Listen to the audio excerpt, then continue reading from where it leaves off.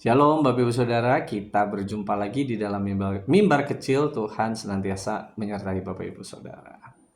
Nah Bapak Ibu Saudara, besok tanggal 17 Juli 2026 kita memperingati hari ulang tahun ke-71 gereja kita, GKI Guntur. Kita bersyukur karena sudah 71 tahun gitu ya perjalanan pelayanan GKI Guntur, dan tentunya banyak hal yang sudah dilewati, banyak pengalaman yang sudah Tuhan izinkan terjadi di GKI Guntur, dan kita mengimani Tuhan berkarya melalui GKI Guntur selama 71 tahun dan akan terus berkarya di tahun-tahun yang akan datang. Nah, hari ini saya akan membagikan satu renungan firman Tuhan dengan tema membangun rumah Allah bersama, yang diambil dari 1 Petrus 2 ayat 5. Saya akan bacakan bagi kita sekalian 1 Petrus 2 ayat 5.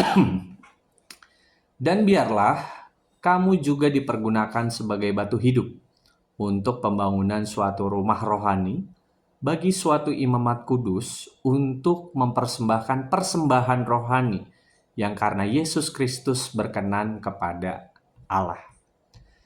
Nah, Bapak Ibu Saudara, jika bicara apa itu gereja gitu, tentunya kita mengenal kata eklesia, dan 1 Petrus 2 ini menjadi rujukan atau referensi di mana kata eklesia itu muncul, khususnya di ayat yang ke-9 itu ya. Dijelaskan kamu imamat yang rajani, bangsa pilihan Allah dan lain sebagainya. Nah, identitas ini menegaskan bahwa gereja tentu saja bukan hanya fisik gitu ya, organisasi gitu ya, bukan hanya gedung, bukan hanya hal-hal yang bisa kita lihat dan kita bisa ukur gitu. Tapi gereja juga menyangkut hal-hal yang bersifat kualitatif gitu, bersifat kualitas gitu, bukan hanya yang kelihatan bisa dihitung gitu ya, jumlah kehadiran jemaat atau jumlah anggota gitu ya, besarnya gedung, banyaknya persembahan gitu. Tapi ada aspek lain yang lebih bersifat organis gitu ya, bukan organisasi tapi lebih ke organnya, manusianya gitu. Bagaimana keakraban di dalam gereja itu, kualitas relasi, keintiman, saling memperhatikan, saling peduli, itu juga menjadi bagian dari gereja gitu. Dan menarik, ayat yang kita baca tadi gitu ya, dan biarlah kamu juga dipergunakan sebagai batu hidup. Nah, dua kata ini sangat bermakna Bapak Ibu ya, batu tetapi hidup gitu.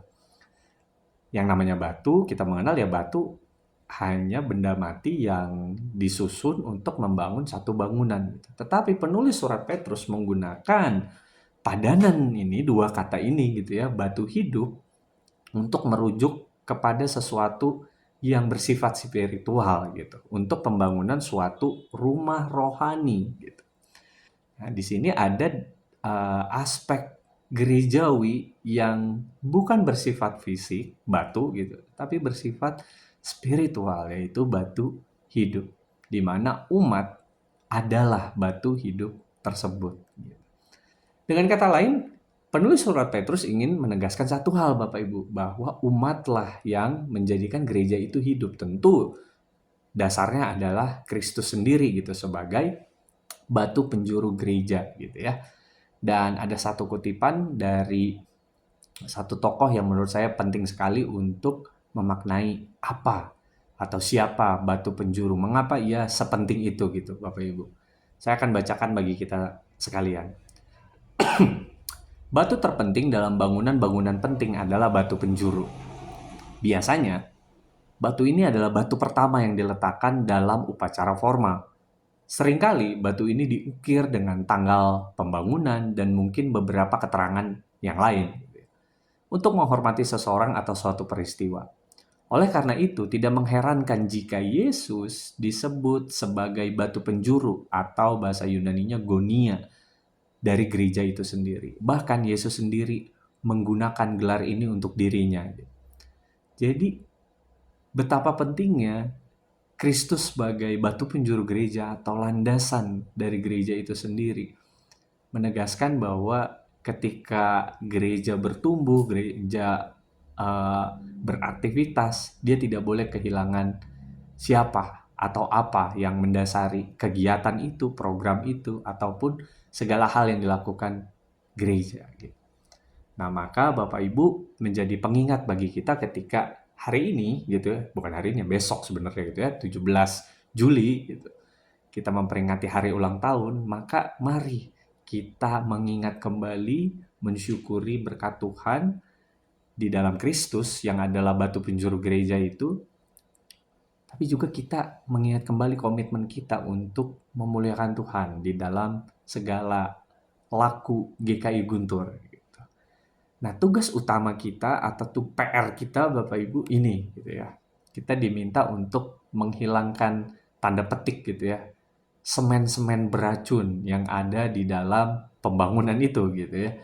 Di ayat 1 kalau kita mundur sedikit, 1 Petrus 2 mengatakan karena itu buanglah segala kejahatan, segala tipu muslihat, dan segala macam kemunafikan, kedengkian, dan juga fitnah. Gitu. Ada banyak hal yang bisa merusak gereja. Gitu. Salah satunya atau salah duanya gitu. Ini banyak sekali daftar yang diberikan di ayat 1 ini yang menjadi PR kita bersama untuk mengikis jika hal itu ada di antara kita. Jika tidak ada maka puji Tuhan gitu, tapi jika ada maka PR kita bersama untuk memurnikan kembali panggilan bergereja kita bersama. Akhir kata Bapak Ibu Saudara, mari menjadikan hari ulang tahun ke-71 ini sebagai pengingat untuk bersama membangun rumah Allah, membangun GKI Guntur bersama. Mari mensyukuri berkat Tuhan, tapi jangan lupa panggilan kita untuk memuliakan Kristus, sang batu penjuru gereja itu, untuk menjadikan GKI Guntur rumah bersama, di mana kita merayakan cinta Tuhan, membagikan berkat Tuhan, tapi juga kita diminta untuk mengikis segala hal-hal negatif yang mungkin hadir di dalam pelayanan kita bersama, agar GKI Guntur menjadi rumah kita bersama. Ya, inilah rumah kita yang hangat, yang damai, yang kita perjuangkan untuk semakin hari semakin hangat dan damai. Sekali lagi, selamat menyongsong hari ulang tahun yang ke-71 buat GKI Guntur, buat Bapak Ibu Saudara. Kiranya Tuhan memberkati kita sekalian. Amin. Mari bersama kita berdoa.